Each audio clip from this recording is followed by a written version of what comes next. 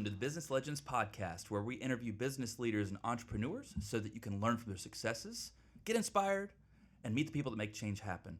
I'm the host of the show, Reese Arlen, and my host today is Mr. Greenback, Mr. Green Cameraback, because Christian's feeling a little under the weather today. He's okay for all of our listeners, but he sucks. So there we go.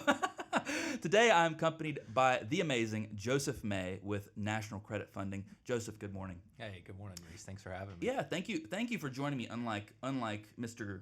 The silhouette of Mr. Greenback. Yeah, I'm really curious to hear what questions we're going to get from Mr. Greenback. Mr. Greenback, Looking forward to that. I mean, you guys have children that are the same age. Like you could have connected on That's that. right. I mean, this show is going to be like a 10 out of 10, but it would have been 11 out of 10 with Christian.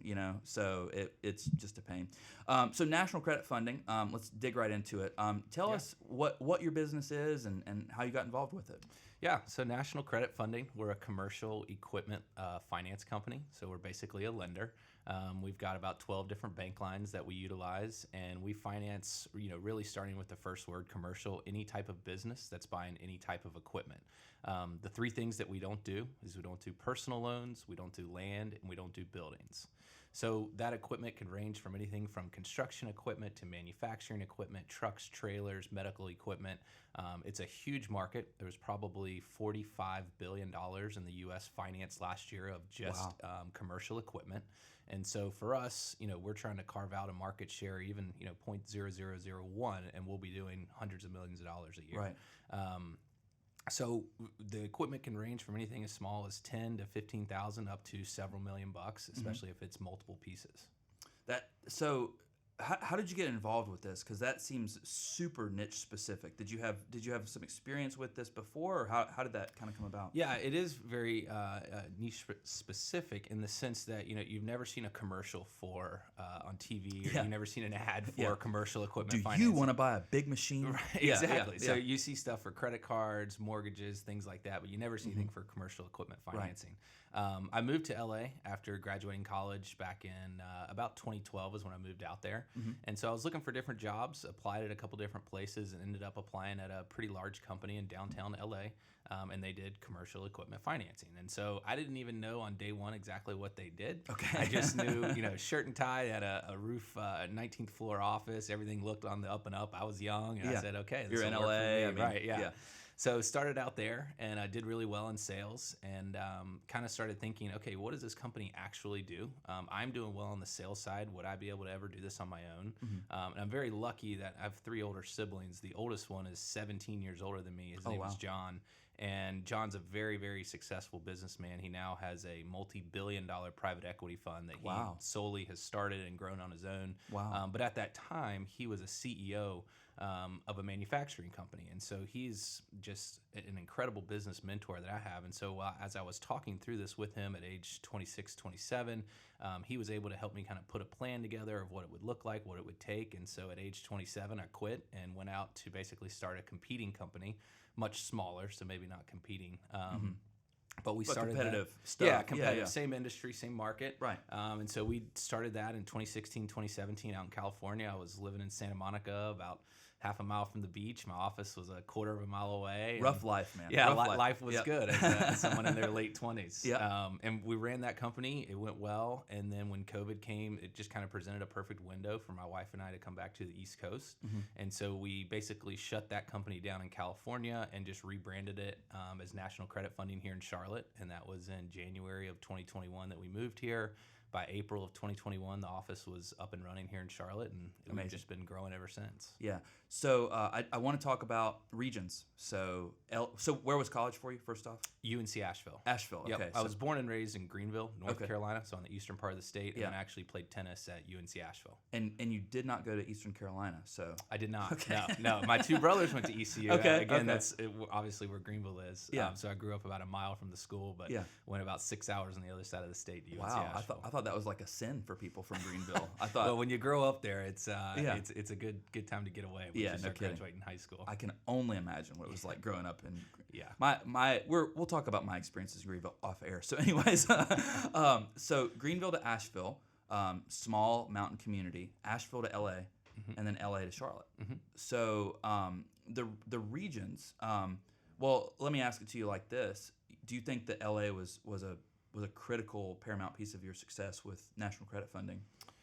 I do. I think, it was for 10 years that I lived out there. It was tough being away from some of the family and friends, missing a lot of nieces and nephews, birthday parties or different things like that. And so there was definitely some deterrence to being out there, but it did allow me to live in a bigger city, to get just a much bigger view on not only business, but culture and, different walks of life and different ways to approach life than just Eastern North Carolina or just North Carolina or the South in general. Right. And so it did help kind of broaden my horizons. I was able to travel and meet some people that I probably wouldn't have met otherwise staying here in North Carolina. So there were definitely some benefits to it. Sure. I wouldn't say that you have to go to a big city to do what I'm doing at National Credit Funding. But for me personally, it did help to kind of get away from that small town feel that I had in Greenville, North Carolina, and just kind of, again, broaden my horizons and see some different things. And I was able to kind of bring that back into business because we do work with businesses in all 50 states across a variety of industries, from businesses that do $1 million in revenue to businesses that do $100 million in revenue. Sure. So I do feel like that bigger city allowed me to be able to relate to multiple different people and business owners that I need to do now at National Credit Funding. Yeah, whenever I meet somebody that lived in LA, they always have the exact same thing in the sense, because they talk about the melting pot of LA, how everything you could possibly imagine is out there. Same thing with New York, and they find it gaining the perspective of different people and different audiences and stuff like that really shifts their dynamic in their business.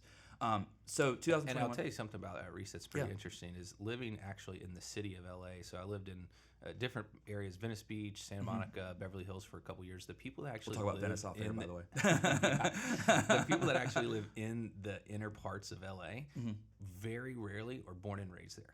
Oh, for and sure. So all of my friends, everyone we hung out with, were all from different cities, states, countries, etc. The people that actually were born and raised in LA typically move a little bit outside of the city. They go to the valley. Yeah, they're ready to get out kind of of the inner city.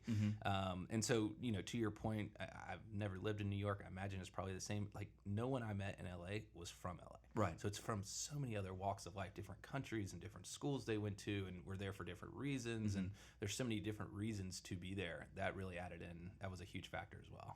Yeah, it's really interesting when you're in an environment that kind of encourages that diversity. I feel like you gain like a wider way of thinking, because your way may be completely different than my way, and both ways might work, but it's just the method by which you do things, you know.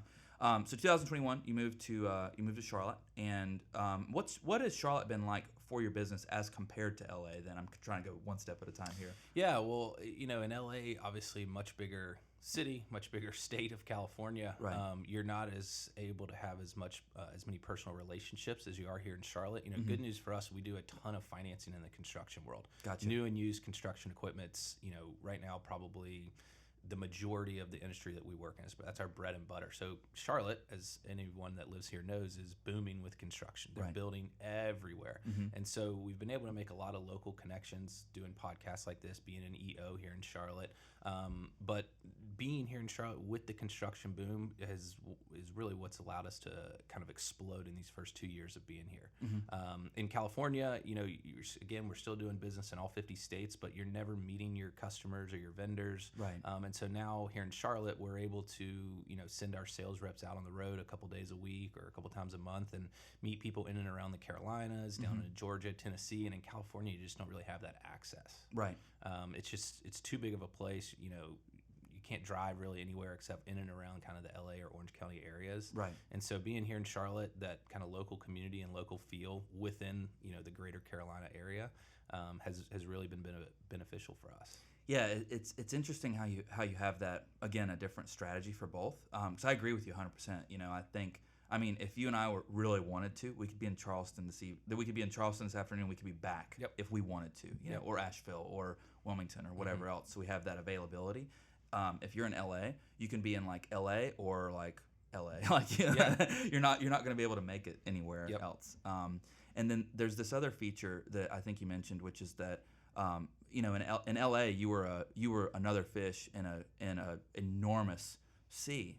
Whereas here you might be able to establish and develop personal relationships so that there might be other fish in this ocean, so to speak, but you're going to be the first one that people think of because you got that interpersonal thing going on. Yeah, and that's again, to your point, what's really proved to be, highly successful for us is because we can do business with any type of business in all 50 states, right? You want to find some commonality, you want to find some synergy with that customer or that vendor, and when you're in California, again, you're kind of just relating to what's in and around you. Well, here in the Carolinas, those same customers here in the Carolinas get targeted by the companies in California, New York, Texas, et cetera. Right. Well, when it all comes down to it, if our money's as green as theirs, we're all offering the same interest rate on a particular deal, the customers that are local to us where we can, talk to them about the weather, the sports, whatever's going on here in our region, that has proved to be immensely beneficial for us. Absolutely. We were just having a conversation about this yesterday with one of my campaign managers. We were talking about the addition of AI into everything that we do, from a writing perspective to search volume and things like that. And one of the things that we were discussing is that even though the technology is continuing to increase, I think the world's gonna flip back a little bit, in the sense that I think relationships are going to be even more important moving forward, just because it's easier to not have them than it ever has been, so to speak. Yeah, it's pretty interesting. I was talking to somebody in the mortgage world a couple weeks ago, and they were basically saying they thought AI within 10 to 15 years was going to eliminate kind of the mortgage loan officer position. That it just wouldn't be needed. You'd go online, you'd apply, it would be able to generate all that for you. And right. The point that I made to him was, yeah, maybe in some areas, some cities, some states, but you go down to some of the more southern states, you go down to Louisiana, not to pick on Louisiana or anything like that. No, we can pick on Louisiana. That's fine.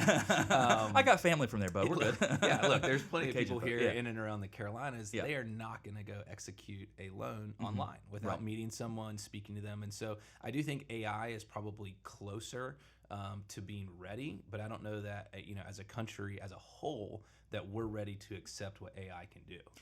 For sure. So interesting you mentioned mortgage officer, because the campaign manager I was speaking with, before he started working for us, he had been a mortgage loan officer for the last 3 years, and he had the exact same conversation. And he brought up an excellent point, which is, okay, maybe that position gets phased out, but then you're going to have the birth of a lot of new positions. Like who's going to be the people that are managing and maintaining the AI services, so that people are receiving a high quality level of service. So one door closes and another door opens. Yeah. So that's kind of it'll be interesting to see. Needless to say. So I want to talk to you a little bit about mentorship.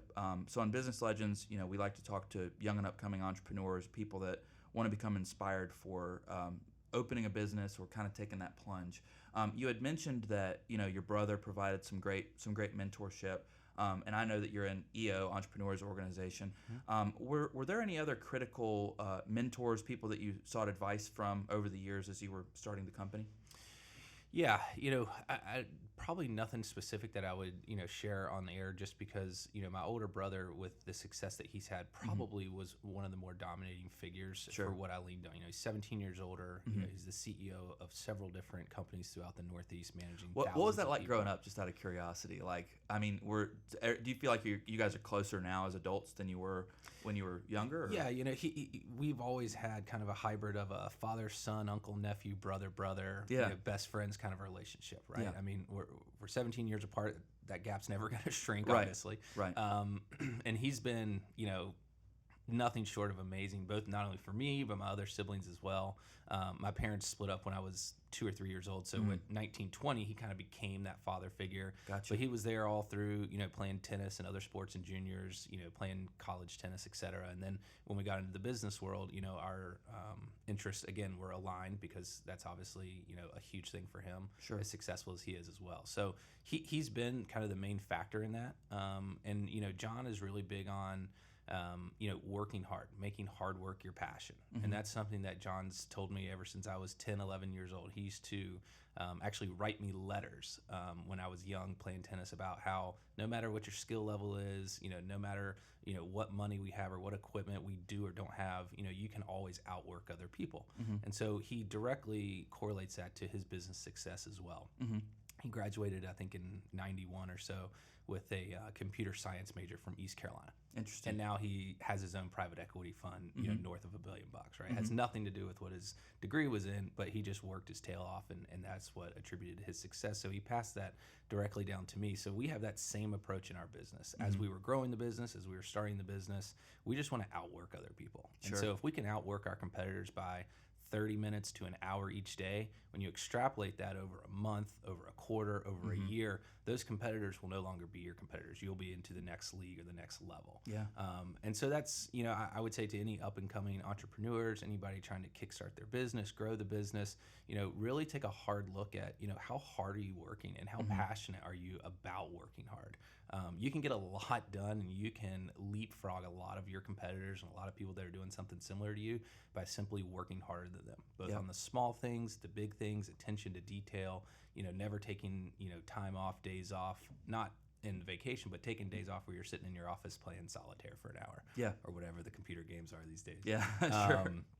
But yeah, you know, we try and focus on the details. We've got a strict core set of values that we try and follow, and that honesty, resiliency, teamwork, hard work. And when you're able to do those things, put them together, and then you look at your body of work over a quarter or a year, you know, that's where we really find our successes. And then when our failures are, we go, oh, you know, we slacked off in that category that quarter. We did so well last quarter. We kind of, you know, turned a blind eye to that. And then boom, that's where we can get back on track. So that would be my biggest piece of advice, honestly. Yeah, I mean, well said, and that's an incredible piece of advice too. I find myself thinking about that a lot because, well, Christian's not here today, but him and I are business partners, best friends, and we're very different people. We have a lot of things in common, but the things we don't have in common, we couldn't be more different on. I'll put it that way. He is a super duper workaholic, and I'm a person where, you know, I'll work my calendar, you know, and it's not like the moment that 5 o'clock rolls around, I'm off the clock or anything, but I am the type of person where it's probably like dinner time. You know, once dinner time hits, like I have to shut my brain off just so that I can be mentally recovered and prepared for the following day. And so Christian's the type of person, he'll call me at, you know, 10 p.m. be like, hey, you know, I was thinking about the meeting. I'll be like, no. Right. and we have that relationship to where if he calls me about something at 10 p.m., hey man, I was thinking about, no, click. This is my app idea, by the way. This is so stupid and whatever, but this is my app idea. I want to come up with an app idea that integrates into your calls so that if somebody makes you mad, it makes the, you know, like the phone, like, noise. Well, what's better, slamming that one or hitting the old flip phone? Oh. Yeah, integrate that to the app idea. Man. Just throw me a royalty when that takes off, please. So I will. I got to go with the OG. I got to go with the, you know, the bam. And the reason is because the flip phones, they just weren't around as long. So that's my answer to that. Yeah. But anyway. Well, the old school ones, when you'd pound it, you get that little like ding, ring. Yeah. Ding. Oh man. God, I miss doing that. Like just there's things that I miss about pre technology. You know, one of the things that I like to tell people is I was at this brewery in Greensboro, North Carolina. It's called Natty Greens, and this was about 2014 plus or minus. And I was waiting on a friend of mine to get there, and I hear this noise, and I'm like, "What is that? What is that?" And it's just two guys like fussing at the bar. But they're not like physical altercation or anything. But it's this conversation about like Michael Jordan's better. No, Kobe Bryant's better. That's what they were talking about. And I was like, it's like music to my ears because like nowadays we can like look up the stats on our phone in a second, you know. But it just I feel like people it removes their ability to speak passionately in many ways, because if you and I are arguing about something, like let's take Panthers, you know, are they gonna draft Bryce Young or CJ? By the way, it's gonna be Bryce. Are they gonna draft Bryce Young or CJ? You and I could just debate the stats from our phones all day. It's not like, you know, no, I saw him in Alabama versus whatever, you know. So I want to talk about core values and company culture a little bit. And how many people are with National Credit Funding? 7, and we've got about 3 more on the way in the next month. Yeah. Amazing. So we're starting to grow. We just got a new office, so we're starting to grow out the sales staff a little more. Awesome. So did you guys spend a lot of time, and your wife works with you as well? She doesn't. She does not? Okay. I misunderstood that. I want to stay married. So. Okay. No, I'm kidding. I I get it. actually know a lot of people who do work with their spouses, and Yeah. we've discussed it. I think we definitely could, but Yeah. we just don't. I got a funny story to tell you. So our accountant is Christian's wife, and so Gotcha. and I have a great relationship with Kayla. And Kayla says, Christian is your responsibility from 9 a.m. to 4 p.m. I'll take him after that. I'm Right. like, yes. Well, to your know. point a couple of minutes ago too, you're saying, Christian calls you at 10 p.m. That's all, in my opinion, that's all part of like what I was saying about, making hard work your passion. You can't work hard 24 hours a day for 7 days a week, right? Right. You've got to find that balance. And if that means, shutting your phone off at 7 p.m. to go work out, have dinner, spend time with your family, if that's what it takes for you to be rejuvenated and ready to go the next morning, that's all part of it. Right. And that was something that took me, some time to learn as I was first starting out, is I just thought you just had to go all the time, all day, all night. And what would happen is you either would get burnt out, or you'd look back and go, why did I decide to do that? You decided to do that because you weren't sleeping, you weren't Right. thinking, you weren't eating right, you weren't going to the gym and working out. And so if you weren't taking care of yourself, then you're actually not working super Right. hard, or Yeah. at least super smart at that point. Right. So there's that like careful combination of, whether it's shutting off. I have 2 phones over here. One is for work, one Yeah. is for personal. Do you and so do you shut one off at I just leave it at hours? home. Yeah. When I go out to dinner with my wife, before I had 2 phones, you can't look at your phone to see what time it is, see you have 40 emails and just ignore them. Right. At least most good business owners can't. So Right, Christian can't, but that's another difference, by the way. I pride myself on inbox zero, and last check, he has 16,000 unopened emails. So that yeah, just that's gave me anxiety. yeah, it gives me Yeah. anxiety every time I look into it. But Yeah, but having that second phone, you're able to just leave it at home, turn it off, put it away. Yeah. And sometimes you need kind of that mental balance and that mental clarity to then, it helps, for me at least, spark some creativity, because then I'm kind of away from it. I can get outside the problem to then maybe see what the problem is a little better. Yeah. But then when you come back to it, you know that you don't have to be distracted with other things because you've already taken care of that. You've already gone to the gym. You've already, done your reading in the morning or spent time with your family, whatever it is for each person. Yeah. And then you're able to be fully locked into what you're doing.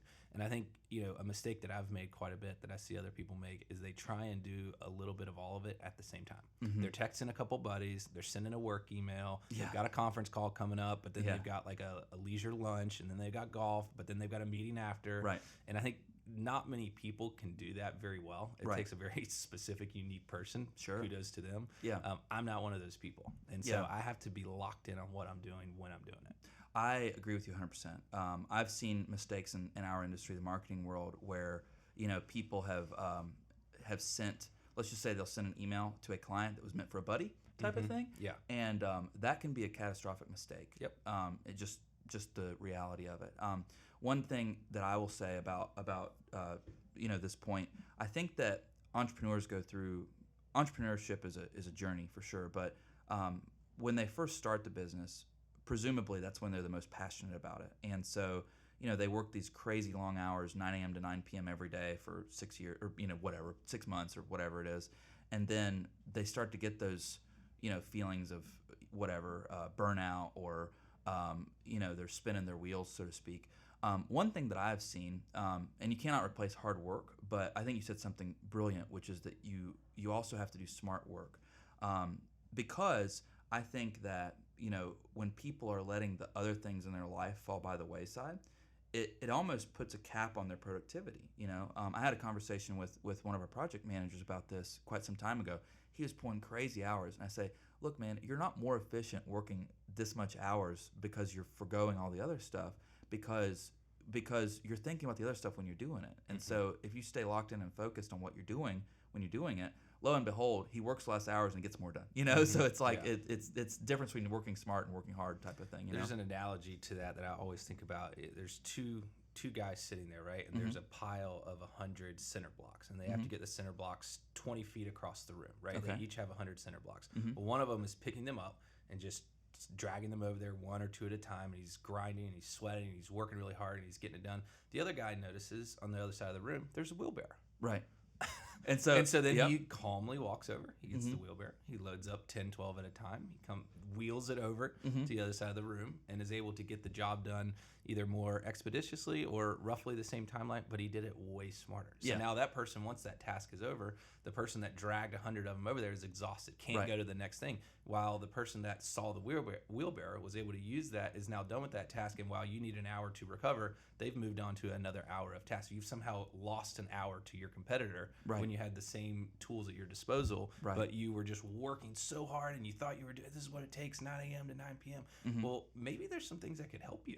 You know, you don't need to be doing 6 hours of bookkeeping if you can go hire a bookkeeper. For sure. To do it, right? Yep. And so those things as well, you know, as you kind of grow as an entrepreneur, like my brother John just teaches me these things kind of every month or every quarter. Hey, you know, you're spending a lot of time on this. Like, maybe we could just do this, and that would eliminate, you know, 6 hours of your day, and then you could go spend that time elsewhere to help grow the business. Yeah. What is your perspective on, and I want to ask you about company culture, so I just want to put that out there so that I don't forget, because I will. What's your perspective on, you know, new entrepreneur? Let's say that somebody was trying to be your competitor in a completely different market. I realize you're in 50 states, but they're not a competitor of yours, so we can give them some advice, right? So, you know, let's say they're starting the business. What's your perspective on an owner? Let's say they're not well funded or whatever. So I mean, they got to grind a little bit. What's your perspective on that owner working in the business versus on the business? It's a great question. Yeah. You know, in EO, they always say, you know, you should be working on your business, not in your business, right? So, I mean, is your question like what the balance should be, or just kind of what? Just what your perspective on that is, because I have a perspective, and I don't think it is in accordance with what EO says. And then Christian is completely, he believes in EO's philosophy on this 1,000,000% on this. Yeah, you know, I would say I think my philosophy is, you know, at times you got to do whatever the business requires. Right. You know, early on, I was the department head of everything in the business, and that's what I had to do at that time to get it going. I do think as you continue to grow the business, the more you can transition from working in to working on is probably the right path and direction as you continue to grow the business. But the day that you know, as an entrepreneur, you ever think that I won't do that anymore, or that's, you know, something I won't ever do, or I'm above that now, you know, that's probably, you're starting to take the steps to your demise. And, you know, I'll give you a good example. You had Mario on here, and he's in my forum. Mario is so awesome with his commercial cleaning business. Mendegania. Exactly. I've learned. It took me so. You notice how I sidestepped that just to make sure I didn't say it wrong. Yeah. So it took me and I mean, you know me well enough now to know I'm not the smartest person in the world, but it took me like 5 solid minutes before the show. I was like, what is it? Mendig. And he's like, Mendegania. He's like, just say Mendegania. It's okay. I was like, no, we're gonna get this right. and so it literally took me a couple takes, a couple tries, but I got it by God. So yeah. Well, he tells, you know, multiple stories of how he was growing his business, the commercial cleaning business. You know, he was actually still out there cleaning. You know, he was out there doing, you know, whatever it took that day. If someone called in sick, you know, he wasn't just gonna pass the buck down to somebody else. He had to go out and, well, in that case, he's working in the business. Right. And so there's times that I think you do have to do that as you're especially growing your business. Sure. And as we just talked about, you know, that analogy with the wheelbarrow, hopefully as you grow the business, you can then get to the point where you're able to alleviate or eliminate some of those tasks and be able to go work on the business more, because I do think that's what it takes to grow the business. You know, especially if you're trying to get into 2, 5, 8, 10 million bucks. I mean, you do have to work on it to get it there. And then hopefully you can hire people to work in it. Yeah. It's a balancing act, you know, and it's really interesting. So my perspective is exactly like yours on this one. I think it's unreasonable to assume that as an entrepreneur or business owner that you'll never work in the business, no matter what the business is. I think that, you know, I think that working in the business also gives you a different perspective. So, you know, if you're in the trenches and you know what it's like to, you know, in your world, you know, sign this percent or negotiate that or whatever. I think it's going to give you a different percentage over the people that you then hire to do the job. You're gonna have a better ability to properly choose the right people for the position, and you know, you're going to be able to vet them out on things that they can bring to the table as well. So anyway, that's my perspective on that. I see it too. Like, I mean, in agreement with you, when I have a couple sales reps maybe that are out on vacation or they're, you know, days out overlap or whatever, you know, I will go get in a couple more computer screens. I'll have 4 screens going. I'll pull up all their emails. 4. Literally layer them up. I have all of their emails open. I have my 3 emails open at work. I'm gonna buy you some blue light glasses. 4 I've got screens. them. Oh, you yeah, good? Okay, I've got them. I'll tell you about that. I'll route all their phones to my phone. phone. And so I'm basically working Wow. the desk of 4 people, including what I have to do that day. Yeah. And what that Jeez. allows me to see is for a couple days, I get to appreciate kind of how we got started, what we're doing. Right. But then it allows me to see, okay, have I given, these individuals all the tools they need to succeed? Are we Yeah. truly running our IT systems the best way possible? Is there any issues with the internet, that is a slower that maybe I just told them to get over it and stop making excuses, or am I actually, giving them all the tools to be successful? And so, in that case, I'm back in the business. I'm working in the business. Yeah. And so I think we're in agreement that there's the path that it kind of overlaps with each other. And I think as an entrepreneur and a business owner, you do eventually want to get to the point where you're just working on the business. But I think for each person, you kind of have to identify the goals and the metrics to what does that look like for you and your business? What does that mean to you and your business? Is it a revenue goal? Is it, certain things you don't want to do within the business? And I think that's for each kind of business owner to identify, which I think is very important on your growth in the path to being successful. Yeah, it's just a really interesting topic, and Christian and I find ourselves talking about it a lot because Christian does not work in the business at all, and I work in the business probably 80 to 90% of my time, just because things happen, things occur, and I have to manage the things that are happening. While Christian's kind of he does a lot of exterior things and forward motion and thinking and working on. And luckily, there's 2 of us, right? So we can kind of have that perspective. But it's just kind of the balancing act of that. And if you talk to 100 different successful entrepreneurs, I think they'll all have a somewhat different answer on this. I mean, I know entrepreneurs that for example, work in the restaurant industry, and they require their upper level staff to work in the restaurant 1 day a month. They require it. It is a requirement, so that those people know what it's like to work in that industry, and then I know comparatively another individual who has been a Business Legends guest that he strictly works on the business. Like you won't catch him dead working in it, and they're both successful. So it's just kind of interesting. I don't think that any business is one size fits all. Yeah. But going back to the EO, I shouldn't say that I disagree with what they say. What I mean by that is that I think that they provide you with support channels that allow you to think about what it takes to grow. Yeah. And I think that's a very powerful thing. I think that's the biggest learning curve too, is like people that get sometimes maybe stuck working in the business, maybe that don't have a partner like Christian, Right. aka Greenbag. But you see people that go, man, I haven't grown my business in 3 years. Right. And then you kind of look at At the it same and you level. realize, Yep. oh, well, you're not growing your business because you're working in the business. How Right. can you grow it if you're not working on it? Yeah. And I think that's, especially for EO, kind of what they're really pushing is Sure. like, hey, if you really want to be growing your business, you don't need to be an employee of the business. And there's obviously some shades of gray to that. Definitely. One of my great mentors, he gave me one of the best pieces of advice. I'll talk to you a lot more about this off air if you remind me. But he said, if you find yourself working in the business, then you have not created a business, you've created a job. And so when I realized that, that comment actually threw my entire career for a crazy loop, and thankfully it did. And we'll talk about that off air. But I want to talk to you a little bit about company culture before our time wraps up. We got about 10 minutes. So when you moved to Charlotte, what were your steps? So you produced the business, opened Jan 21, and then you're open by April. Did you guys go through the motions of defining your company culture? And you mentioned your values earlier, but did you decide what types of things that you wanted your business to stand for and that type of thing? Yeah, for sure. And again, having started it in late 2016, early 2017 in California, we already had a good foundation that we kind of went through out there. But here, we understood we wanted to grow it a lot quicker and start to hire people pretty quickly.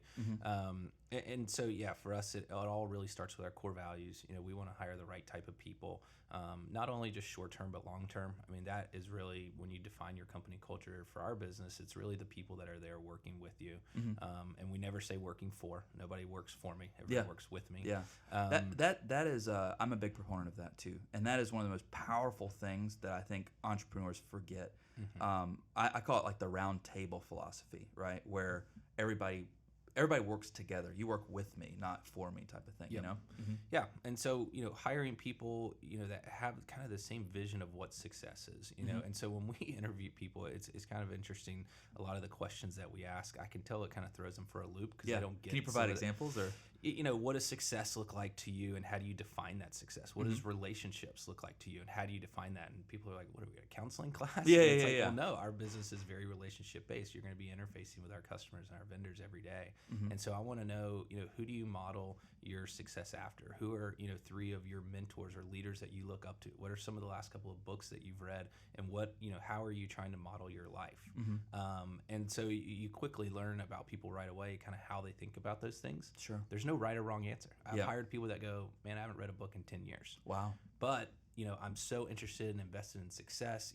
I used to do this, but I've really turned my life, and now I want to do this. And I don't know exactly who I'm chasing, who I'm following, but I know that I'm trying to find those people. Well, I'll take that all day over the person that's read 100 books and has it all figured out and da-da-da-da-da.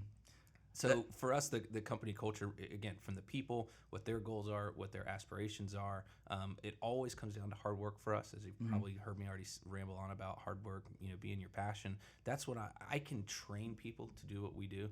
It's not rocket science what we do. It's really an effort thing and a relationship thing. And so we want people that want to chase that success and want to chase it the right way. There's a lot of people that want to be successful, but not a lot of people want to go through the trials and tribulations that it takes to be successful. Sure.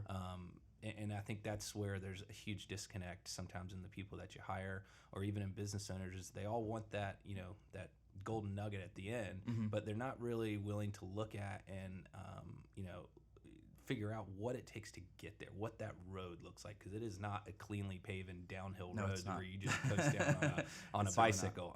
There's rocks and there's waterfalls and there's caves and all kinds of stuff you got to navigate through to get there. And maybe you get there, maybe you don't, but it's the people that are willing to go on that journey. And the people that are willing to go on that journey and go down that path with us are the people that we want with us. Yeah. I've heard it described as this sounds so simple, and you said it so much more eloquently, but I've heard people describe this of when they're looking for a new hire, they look for a good attitude, and they say the rest of it doesn't matter. And I think hard work is a huge piece of it. I think that there's something to be said for looking for personality traits in the sense of if this person will get along with your culture, if you will, and your staff and whatnot. But hiring is very much it's a skill.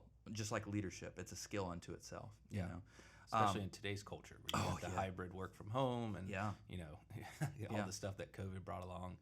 So it's definitely a skill now. Yeah, that's probably in our EO forums. I mean, that's what we hear about the most is hiring and what that looks like today, and finding the right people and competing with other companies who are allowing people to just solely work from home and things like that. Right. Which isn't something that we're able to do at National Credit Funding. So that's a hiring and kind of identifying those individuals and what their characteristic traits are, how they'll fit in with everybody. It's a huge thing.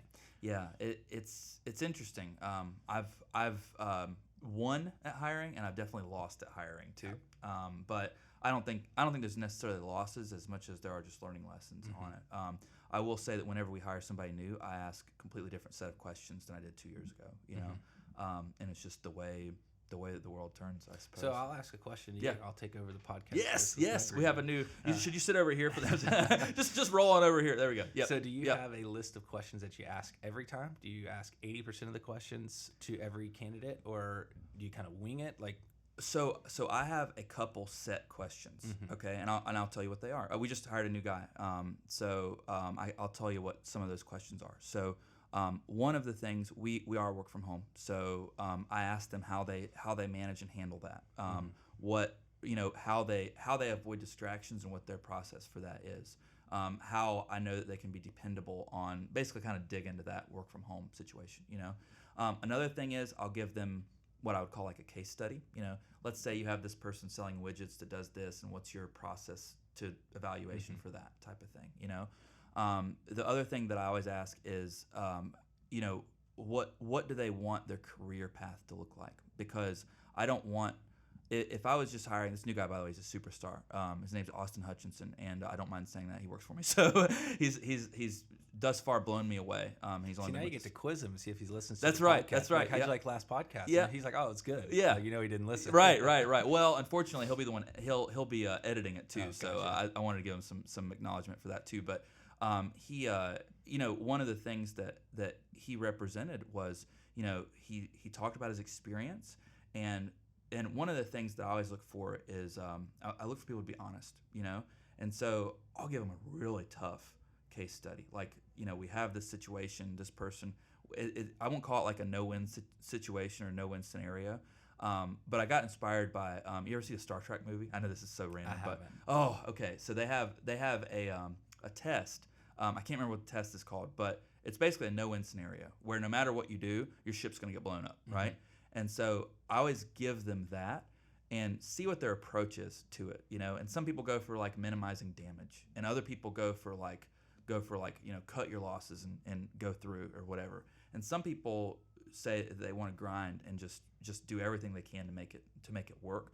None of those answers are wrong, but I think it makes them be honest, And if they're not honest, if they're like, oh, I'm going to win this situation, you're not honest because it's a no-win scenario, So that's kind of my approach to it, I guess. What about yourself? Do you kind of? Yeah, we obviously have a template. Probably 60 to 80% of the questions are the same. Sure. But again, because we're so relationship based, mostly hiring in the sales side, I will, according to their answers, kind of go on from there, depending on what they say. Right. So I definitely have, probably again 60 to 80% of the questions already written out and Sure. ready to go. Yeah. But it depends on what their answers are. Yeah. Do you? What's your willingness to?